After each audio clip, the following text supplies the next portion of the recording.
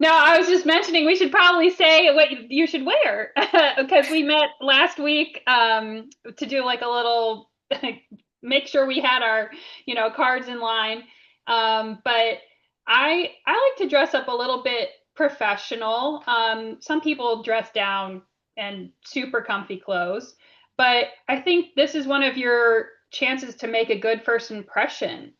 So I would wear some nice slacks, something office appropriate. You don't have to go full blazer and, like to the nines or anything. Um, do keep in mind that you should probably bring a sweater. A lot of Yes. times it runs cold, they have that AC blasting. Sometimes it runs hot. So just have options when it comes to outfits. And definitely, like I said, on that Saturday night, if you're going to the party, that's more dressed up. That would be a little bit more formal, I would say. So try to wear a dress or something a little bit dressier on that Saturday night get together. But yeah, I would say just office attire would be totally appropriate. I would also Okay, thank you. say comfortable shoes because Yes. those hotels get to be big and you're walking a lot. Whether it's, it just seems like one room is on one side of the hotel and the other one's on the other side. And also, I would say like closed-toed because that whole sweater thing, my feet are the first thing to get cold. And so I always wear a closed shoe. You'll see everybody, some are going to be very professional, dressed up, and then other ones you're going to see completely, totally the opposite. So there's a wide array. And there's the court reporting t-shirts. I know a lot of people wear those with jeans, so wide array.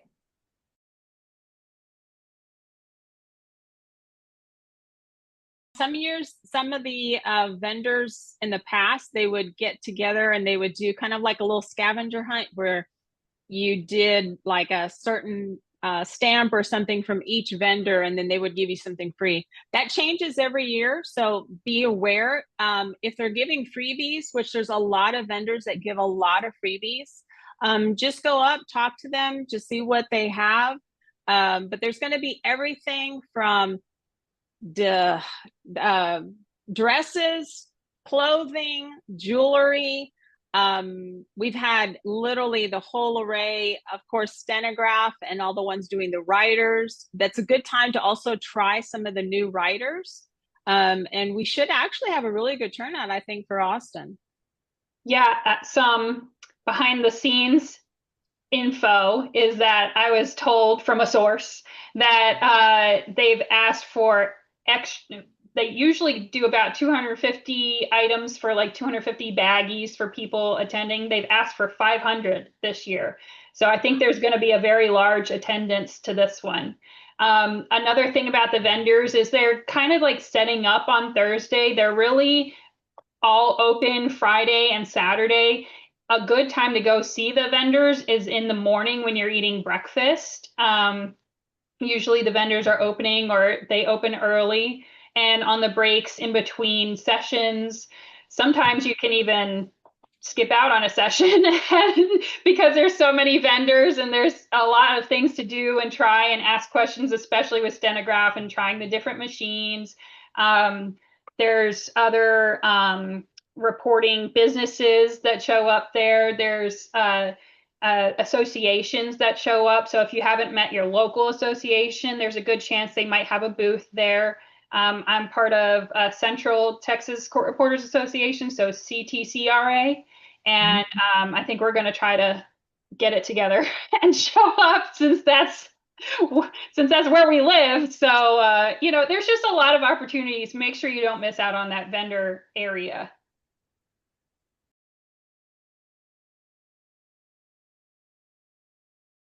I know that the Houston, there is a guy that normally comes, uh, Ephraim, Ephraim, with Houston. I think it's Houston Steno.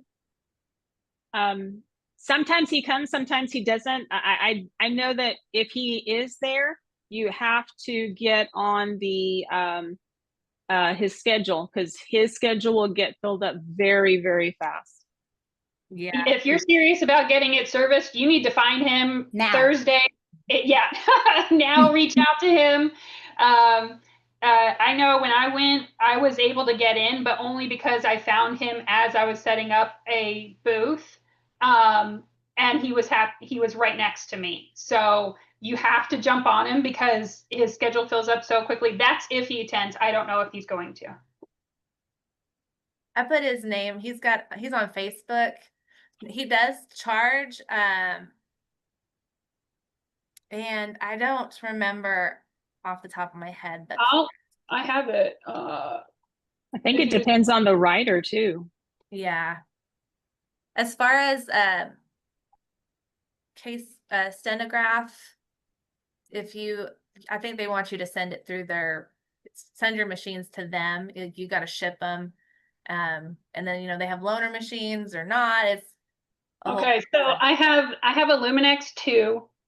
I turned it in for the 2-year refurbishment and it was $337 last September. So but it's a professional writer. It's not a student writer. And I got like a little pop-up that said, "Oh, you're due for your 2-year refurbishment." And I asked Efren, like, how serious is this?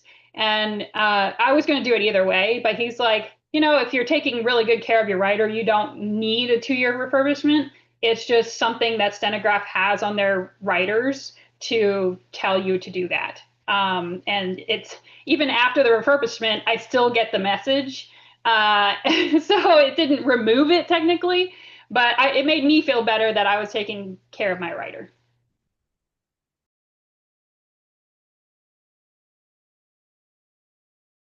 I'm looking at the email now. Overnight guests booked with the TCRA group block receives a $10 a day discount on valet parking. Guests not booked with TCRA's block will be subject to the hotel's standard valet rate, but they don't list that rate. Yeah. Overnight parking is probably harder to find.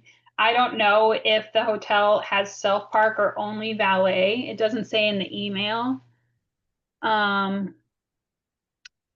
Maybe I can look it up on their website or something. So let me work on that. And then I put in, I just Googled, and it looks like it's a $54 rate without the $10 discount. So maybe around $44. And then it also listed a couple of other lots nearby. But that's where, that's the amount of money that they're starting at. And make sure, I think like maybe Samantha mentioned that it has overnight parking, because it might only have day parking, and then you want your car to be there the next day. So be careful about that.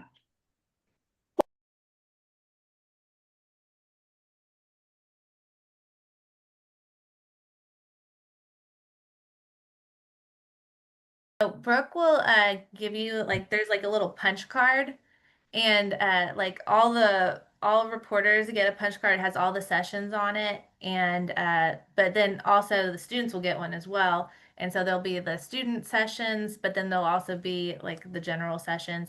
And so at the end of each session, somebody comes along and hole punches, your session for you. And so that's kind of your proof of I was at this session,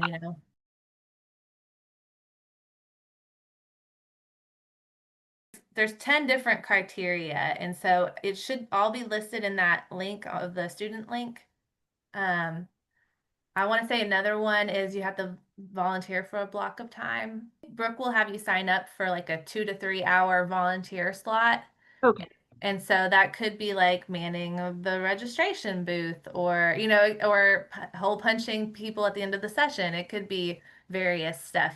But if you do the sponsorship route, there's a 2 to 3 hours, I think, that you have to do volunteer.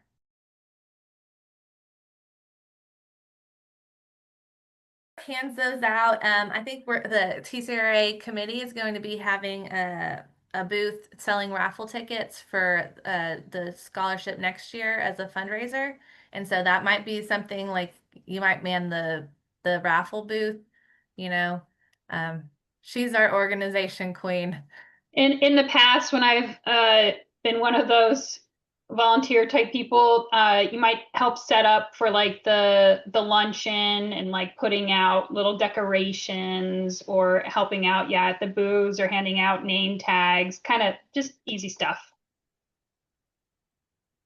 No heavy lifting, really, I don't think. No, it's not hard.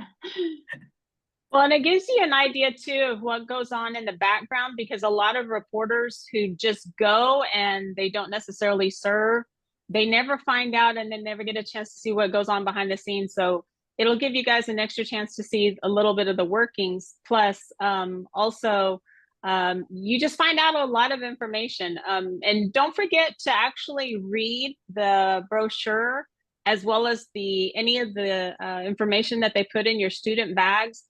Please look at it and read it, because there's going to be a lot of extra info there.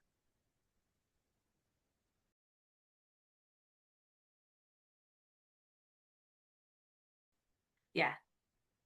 Yeah, there'll be like keynote speakers in the morning. Yeah, there's the plethora. And then sometimes it's like there's so many that you want to attend and there's just not enough time, you know? It's like, oh, I really want to go to this one, but this one is at the same block. You know? So, but yeah, if you're sponsored, you got to do the 3 student sessions. And then, yeah, we just encourage you to do the 2 force, because that will be the closest to your next step. And so just kind of reinforcing all that information when you're out working in the real world, you know. But yeah, there's gonna be some cool ones.